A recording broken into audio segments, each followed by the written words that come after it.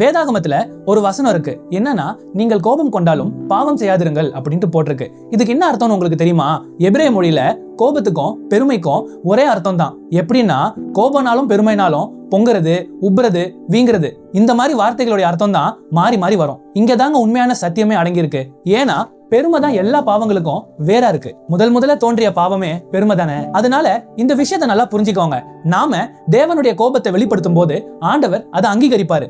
ஆனா மாறாக நம்மளுடைய கோபத்தை நாம வெளிப்படுத்தும் போது நம்ம ஆண்டவரை வெளிப்படுத்தல, நாம நம்மளுடைய பெருமையை வெளிப்படுத்திட்டு இருக்கோம். ஏன்னா நமக்கு கோபம் வரும்போது நம்ம என்னெல்லாம் வார்த்தைகளை விடுறோம் தெரியுமா?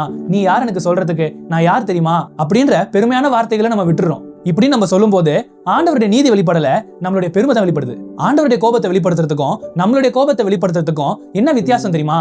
ஆண்டவருடைய கோபத்துல அன்போட கலந்த கடிந்து கொள்ளுதலும் தேவனுடைய நீதியும் வெளிப்படும். ஆனா மனுஷனுடைய கோபத்துல பெருமையும் சுயநீதியும் தான் வெளிப்படும். அதனால நம்மள நாமளே ஆராய்ஞ்சு பார்க்கலாம். நாம தேவனுடைய கோபத்தை தான் வெளிப்படுத்துறோமா, இல்லைன்னா நாம நம்மளுடைய கோபத்தை வெளிப்படுத்துறோமா? ஏன்னா தேவனுடைய கோபம்ன்றது ரொம்ப நாளைக்கு நீடித்து இருக்காதுங்க. ஆனா மனுஷனுடைய கோபம் பகையில ஆரம்பிச்சு அது கசப்பா மாறி கடைசியில கொலையில போய் முடியும். ஏன்னா மனுஷன் எப்பயுமே ஆத்திரத்தையும் ஆதங்கத்தையும் தான் வெளிப்படுத்துவான். ஏன்னா அவனுக்கு நீங்க மைக்கு கொடுத்து பாருங்களேன், அவன் பிரசங்கம் பண்றன்ற பேர்ல அவனுடைய கோபத்தை வெளிப்படுத்துறது தான் அதிகமே தவிர்த்து தேவனுடைய கோபத்துக்கு அங்க இடமே இல்லைங்க.